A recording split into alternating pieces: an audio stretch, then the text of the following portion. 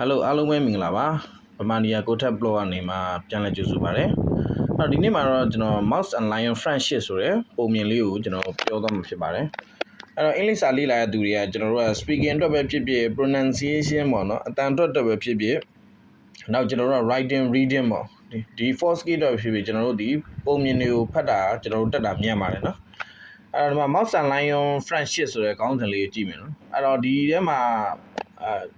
beginner သမားတွေအတွက်ကျွန်တော်ရည်ရွယ်တာဖြစ်ပါတယ်တော့ TV သားလူတွေကတော့ဆရာတွေကတော့ကြိုသွားနိုင်ပါတယ်တော့ကျွန်တော်ပုံမြင်လေးစလိုက်အောင်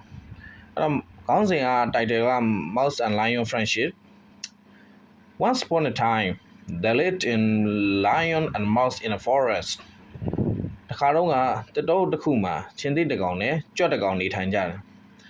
One day the lion was sleeping. ဒီနေ့မှာချင်းသေးဟာအိပ်ပျော်နေခဲ့တယ် The mouse ran and played on it. ကြွက်ဟာချင်းသေးပေါ်ကနေပြီးမှပြေးစားခဲ့တယ် As soon as the lion woke up ချင်းသေးဟာနိုးလာချင်းမှာပဲ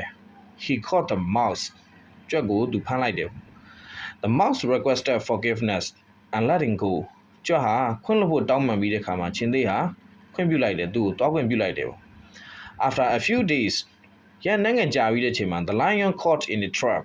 ချင်းသေးဟာထောင်ချောက်မှာပိတ်မိနေခဲ့တယ်The mouse cut the throat and the lion was free. ကြွက်ဟာထောင်ချောက်